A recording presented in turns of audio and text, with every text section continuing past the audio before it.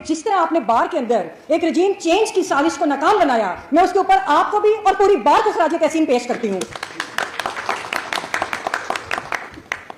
इस वक्त जब आज हम खड़े हैं, गुज़श्ता हमेशा ही बार ने स्ट्रगल की है, बल्कि जिस हॉल में हम खड़े हैं वो भी उसका नाम कियानी हॉल किस वजह से है, उसके पीछे भी एक तवील जदोजहद है जस्टिस रुस्तम कियानी की वजह से, कि जिन्होंने अयूब आमरीत का मुकाबला किया। और उस वक्त से लेकर आज तक बार ने हर खुफिया और एलानिया मार्शल्लाह, चाहे वो सिविलियन हुकूमतें हों, उनकी इंसानी हकूक़ की पामाली हो और मिलिट्री डिक्टेटर्स हों, हम लोग अपना जो आवाज़ है वो उठाते रहे और बार लड़ती रही। और इसी तरह जब आज मैं आपके सामने खड़ी हूँ तो सबसे पहले मैं जिक्र करूँगी कि जो ईरान के अंदर हुआ, मैं उसके जो सहूनी एजेंडा है, जो अमेरिका का एक साम्राज्य एजेंडा है, मैं उसकी मजम्मत भी करूंगी, लेकिन उसके साथ साथ मैं अपने आप को एक स्ट्रेंथन फील भी कर रही हूं, क्योंकि जो ईरान ने मुजामत की है उसने पाकिस्तान क्या पूरी दुनिया के अंदर जो मुजामती लोग हैं उनके अंदर एक नई रूह डाल दी है। और ईरान ने ये साबित किया है कि जब आपके अंदर अज़्म होता है, जब आप हक पे खड़े होते हैं, तो किसी किस्म की किसी ताकत का मुकाबला डट के किया जा सकता है। और यही मैं कहूंगी अपनी अवाम से, पाकिस्तान के लोगों से, कि जो स्ट्रगल कर रहे हैं, कि हमने भी इस मुल्क के अंदर जो साम्राज्य कुव्वतों के एजेंट हैं, हम अपनी ताकत से, अपनी जदोजहद से और अपनी मुजामत से उनको शिकस्त देंगे।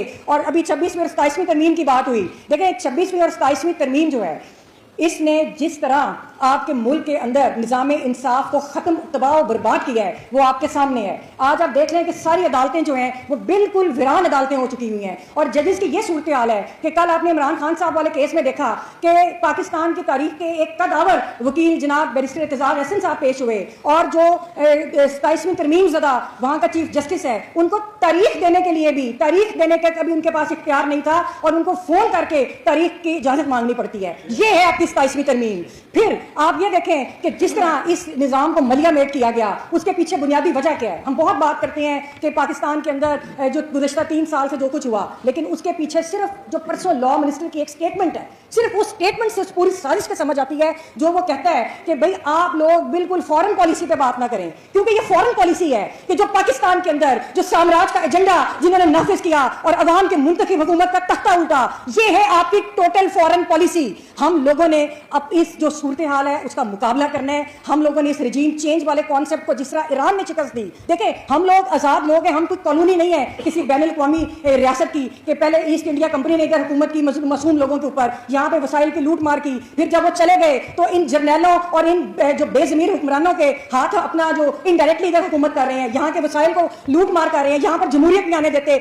यहाँ पर रूल ऑफ लॉ नहीं आने देते, यहाँ पे कानून को और आइन को पामाल करते हैं। उसके पीछे इन लोगों के मुफादात हैं। तो मेरी गुजारिश हम सब से और पूरी अवाम से ये है कि एक दफा फिर आप उसी अज़म के साथ इकट्ठे हों जो ईरान ने हमें दिखाया है। हमारा मुल्क है, हमारे मुल्क में वही हुकूमत होगी जिसको मेरे भाई, मेरी बहनें, मेरी अवाम वोट देगी। इस बार मेरी उसी की हुकूमत होगी, इस बार के इन ओहदों पे भी वही बैठेगा जिसको मेरे वुकला साहिबान वोट देंगे। हम हर तरह की रजीम चेंज के खिलाफ लड़ेंगे, हम हर तरह के टेररिज्म का मुकाबला करेंगे। और अगर कोई समझता है कि वो इधर की अवाम को या इस बार को फतह कर सकता है तो वो उसकी गलतफहमी है। हम अपने मैंडेट के लिए अवामी सतह पर भी लड़ रहे हैं, हम अपनी बार के अंदर भी लड़ते रहेंगे। और आखिर में जो इन्होंने अब नैब में तरमीम की है, देखिए ये एक हकीकत है कि पाकिस्तान के अंदर कभी भी किसी मकबूल लीडरशिप को नहीं रहने दिया गया। तो ये, और ये भी साम्राज्य का एजेंडा है कि पूरी दुनिया के अंदर इन्होंने जब भी लीडरशिप उभरती है तो उसको खत्म कर देते हैं, ताकि इनके जो प्राउड हुक्मरान है वो इन एजेंडों को लेकर चले। यही साजिश पाकिस्तान के साथ होती रही है और यही इमरान खान साहब के साथ हुआ। लेकिन जिस तरह वो डटे हुए हैं, जिस तरह उनकी पार्टी डटी हुई है, जिस तरह मेरे वुकला डटे हुए हैं, इंसानी हकूक की जदोजहद करने वाले साथी डटे हुए हैं, जिस तरह सहाफी डटे हुए हैं, तो आपने देखा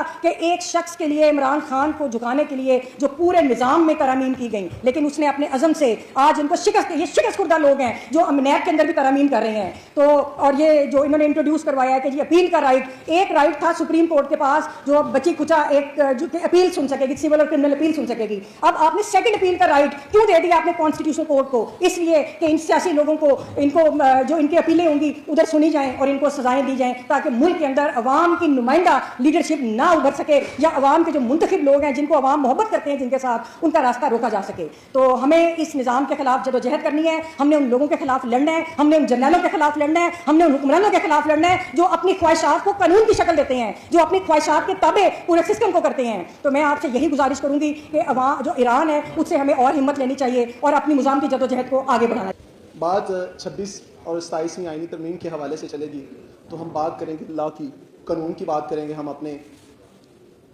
हमें जब हम लॉ कॉलेज में पढ़ते थे तो हमें यही सिखाया जाता था कि